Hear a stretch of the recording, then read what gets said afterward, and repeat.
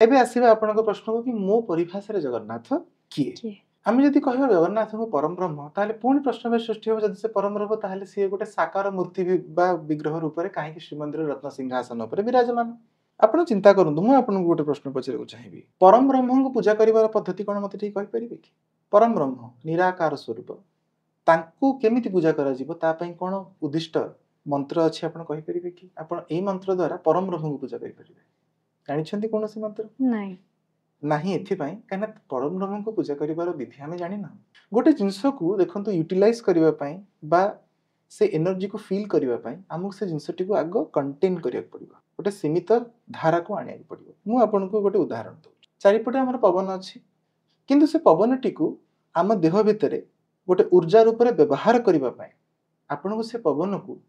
शरीर भितर को आनिबा को पडुची निश्वास एवं प्रश्वास द्वारा आम भितरे थिबा जो लंग्स आमे कहि थाउ बा फुसफुस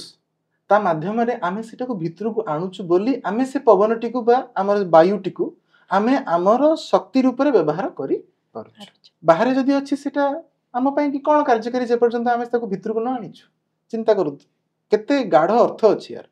सेही बळी भाबरे कोनोसी जिंस को बा सेही पवन को जतबेले आमे गामर गाड़ी चका मध्य रे रबर मध्य रे बा टायर माध्यम रे ताकू यू नो ताकू भर्ती करी ताकू आमे गाड़ी रे चलै थाउ ताहाले आमे ताकू शक्ति रूप रे व्यवहार करि ता माने हमु से जिंस रे गोटे धारा को आनिया पड़िबो गोटे सीमित धारा को आनिया सेही बळी भाबरे आपण परम ब्रह्म को तो पूजा करि परिबे नै परम ब्रह्म को पूजा करिबा पे आपण तांको गोटे साकार रूप माध्यम रे सीमित करिया को पड़िबो तो निराकार को गोटे आकार दबा को पड़िबो आपण देखंतु से मुरुजटे हो झोटीटे हो सब जिंस रे आमे गोटे आकार बा चिन्ह सिंबॉलिक रिप्रेजेंटेशन कले ही आमे निजको तांको सहित परमात्मा सहित एसोसिएट करि पार आपण देखंतु जगन्नाथ को आपण जो प्रश्न पचले मो परिभाषा रे जगन्नाथ होछंती साक्षात परम ब्रह्म से निराकार अर्थ या नुह कि तांकर आकार नाही कारण निराकार अर्थ एटी होछि निग्रत आकार माने जे सब आकारर आधार सबु आकार यांठारु बाहरी छंती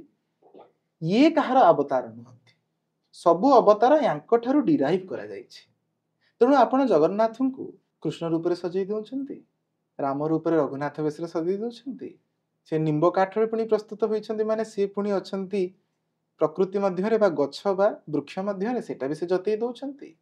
से पुनी पद्म वेश धारण करी पुष्प होई जाउछंती तांको उपस्थिति से सबुठारे दर्शौछंती हाथी वेश गजानन वेश होई हाथी हेई जाउछंती बा गणेश हेई जाउछंती सुना वेश रे राजाधिराज हेई कि राजा हेई जाउछंती कि गामुछा खंडे पिंधी कि जेतेबेले अवकाश नीति रे गामुछा खंडे पिंधी कि बसुछंती सुता लुगा जोटा हमें कहू तड़प उत्तरीय पिंधी कि से गोटे साधारण मनुष्य भले अवकाश नीति स्नान करुछंती ता माने सी जेहा जतै जाउछंती कि तमे माने मोठु आश्चर्य मु तमठु आसेनी तमे समस्त मोठु जात एवं पुणी मोर देह रे ही विलीन होई जीवो you emerge from me and you submerge within myself. So he is nothing, he is absolute nothing and absolute everything. He is Jagannath. तो जगन्नाथ मो पाई कि सब रूपर आधार निग्रत आकार तेणु जगन्नाथ कृष्ण होई पारंती विष्णु होई पारंती भैरवींकर भैरव होई पारंती दक्षिण काली निजे होई पारंती पुणी कृष्ण को जन्म दउछंती जन्माष्टमी रे निजे गर्भ धारण करी से मां होई पारंती से पुष्प होई पारंती से पशु होई पारंती से पुणी नील पर्वत नीलाद्रि होई पारंती नील शैल होई पारंती ता माने पहाड़ पर्वत जल पक्षी पशु सब भितरे महाप्रभु विद्यमान जे सर्वत्र विद्यमान से जगतर नाथ जगन्नाथ जदि से राम केवल होई थांते बुद्धवे तांको ना होई थांता रघुनाथ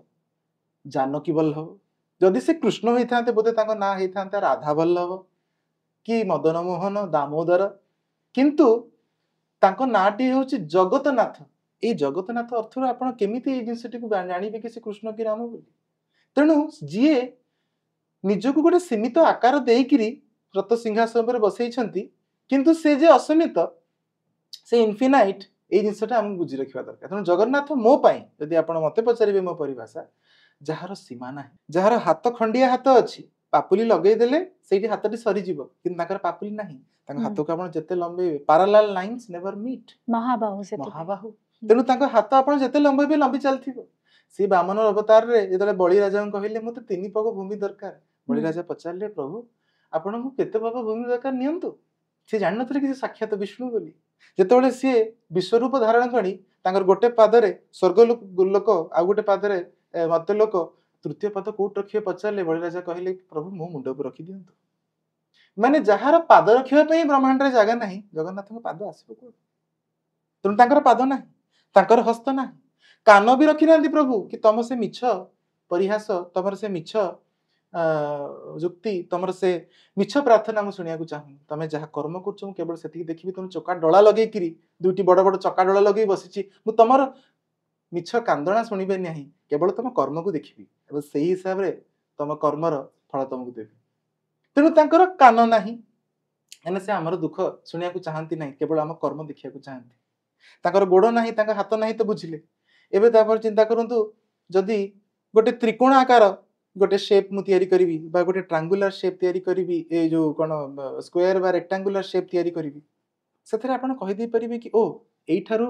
ସେ ଯୋଉ ତ୍ରିକୋଣାକାର ବା ଟ୍ରାଙ୍ଗେଲ ଯୋଉଟା ଇଂରାଜୀରେ କହୁ, ଏଇଠୁ ଆରମ୍ଭ ହେଲା, ଏଇଠୁ ଆରମ୍ଭ ହେଲା, ଏଇଠୁ ଆରମ୍ଭ ହେଲା, ମାନେ it has a particular defined ଭର୍ଟିସେସ୍।